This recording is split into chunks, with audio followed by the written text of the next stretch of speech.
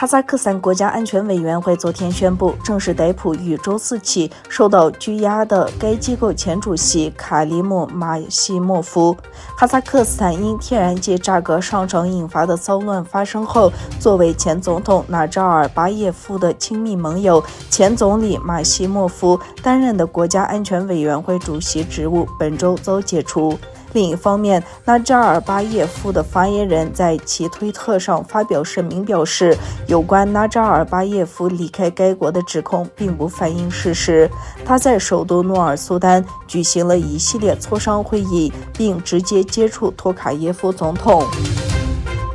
伊朗昨日将51名美国公民列入制裁名单，指他们参与暗杀伊朗高级将领苏莱曼尼等人的恐怖主义行动，包括决策、组织、资助及实施，或者以其他方式为恐怖主义辩护。据伊朗外交部网站公布的名单显示，美军参谋长联席会议主席米利及美国前总统国家安全事务助理欧布莱恩等人被列为制裁对象。东突厥散非政府组织国际联盟就哈米杜拉·外利和诺尔买媒体肉孜2名维吾尔人被沙特当局非法拘押发表书面声明，称他们正面临着被引渡到中国的危险。声明中称，涉案人员被自2020年11月以来在沙特非法拘留，沙特当局没有任何解释。他们的健康和安全以及被引渡到中国的危险，令海外东突厥散人民深感担忧。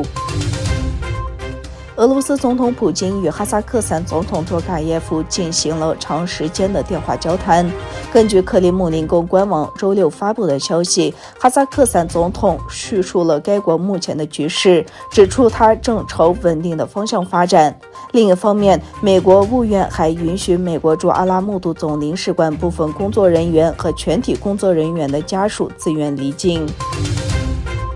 挪威军方已下令，未来入伍的义务役新兵在结训时必须缴回公发的内衣、袜子，就连女性也不能例外。军方解释，之所以有如此吝啬的要求，实属新冠肺炎大流行影响全球供应链，导致军中内衣、袜子等补给品的供应也出现问题。